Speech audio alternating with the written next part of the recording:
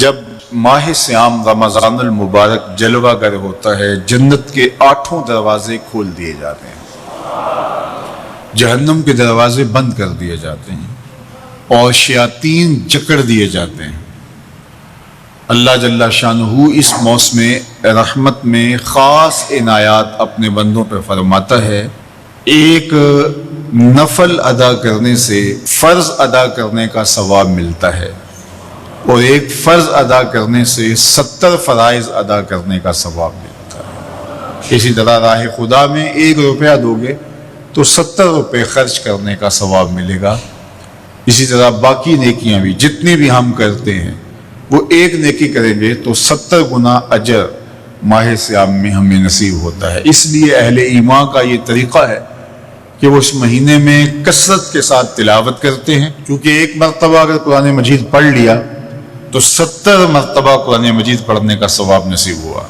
ماہ سیام میں چونکہ شیطان بندھا ہوا ہوتا ہے، تو ہم اپنے آپ کو نیکی کی طرف اگر لانا چاہیں تو اتنی رکاوٹیں نہیں ہوتی جتنی عام دنوں میں ہوتی ہیں۔ لیکن اس کے باوجود بہت سارے لوگ ہیں جو رات کو بڑا پکا ارادہ کر کے سوتے ہیں کہ میں صبح وقت پہ اٹھوں گا اور نوافل بھی پڑھوں گا اور نماز بھی ادا کروں گا، لیکن جب صبح ہوتی ہے تو انہیں یا تو جاگ نہیں آتی یا نیند سے بیدار ہو جاتے ہیں، بستر سے اٹھا نہیں جاتا۔ جبکہ وہی شخص انہوں نے صبح سبزی منڈی جانا ہو تو چھلانگ لگا کے اٹھتے ہیں اور سبزی منڈی پہنچتے بھی ہیں۔ سستی طبیعت کا کسل نہیں ہوتا۔ عمومی طور پہ ہم اپنے آپ کو بیمار تصور کر لیتے ہیں اور سستی اور کسل کا نام دے کر کے، بہانہ دے کر کے ہم کہتے ہیں کہ بس کیا کریں، ہم کو ارادہ کرتے ہیں روز لیکن ہم سے اٹھا نہیں جاتا، بس طبیعت اس طرح کی ہے، کسل ہے، سستی ہے۔ یہ بات ذہن میں رکھیے گا کہ ارادہ کرنے کے باوجود بھی صبح جب ہم اٹھ نہیں پاتے یا کوئی بھی نیکی کا کام ہم کرنے کا ارادہ کرتے ہیں تو ارادہ کرنے کے باوجود ارادہ ہی رہ جاتا ہے، ہم کر نہیں پاتے۔ تو اس کا سبب یہ ہوتا ہے کہ بہت سارے ہم گناہ کر چکے ہیں اور ان گناہوں کی وجہ سے ہم نیکی کی توفیق نہیں پاتے۔ حضرت حسن بصری رضی اللہ تعالی عنہ نے یہی وجہ اس کی بیان فرمائی ہے۔ تو اس کا بہترین طریقہ یہ ہے کہ توبہ کی جائے، اور توبہ بھی سچے دل سے کی جائے، رو رو کے اللہ سے گناہوں کی معافی مانگی جائے۔ اور سچے دل سے جب توبہ کی جائے تو پھر سارے گناہ نہ صرف مٹا دیے جاتے ہیں بلکہ ان کو بدل کے نیکیوں میں تبدیل کر دیا جاتا ہے۔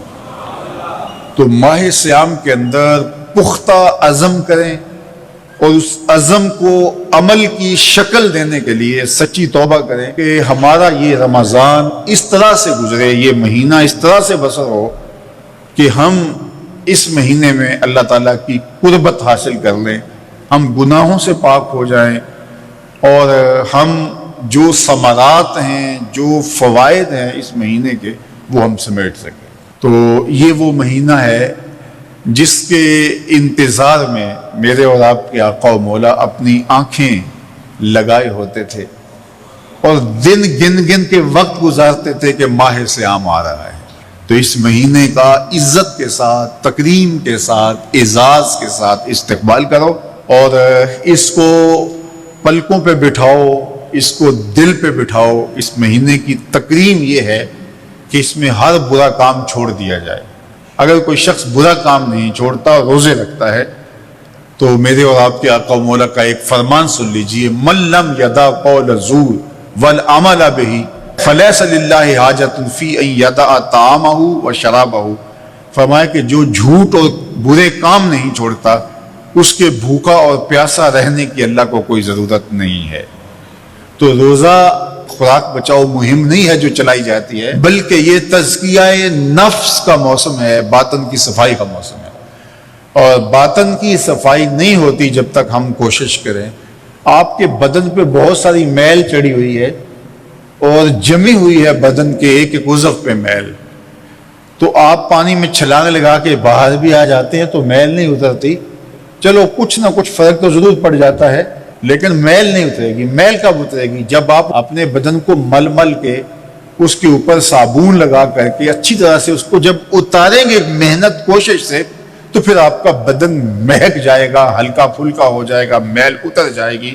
یہ موسم رحمت ہے، اللہ کی رحمتوں کا می برسے گا، اس سے کچھ نہ کچھ فائدہ تو ہوگا ہی، لیکن حقیقی فائدہ وہی حاصل کرے گا جو اپنے گناہوں کو مل مل کے دھوئے گا اور اپنے آپ کو صاف کرنے کی کوشش کرے گا۔ تو اپنے من کے میل اتارنے ہیں، اپنے باطن کے میل اتارنے ہیں، اپنے اعمال کی درستگی کی کوشش کرنی ہے۔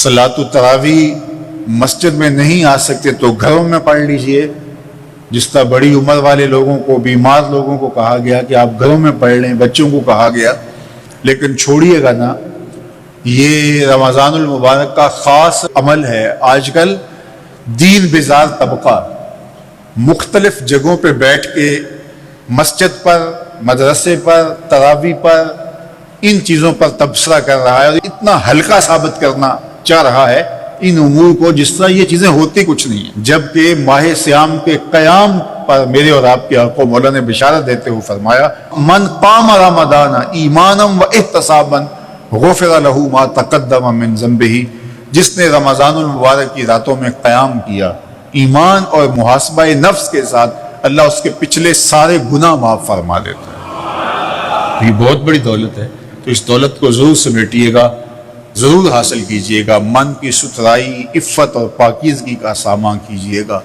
اللہ آپ سب کو اپنی امان میں، اپنی حفاظتوں کے حصار میں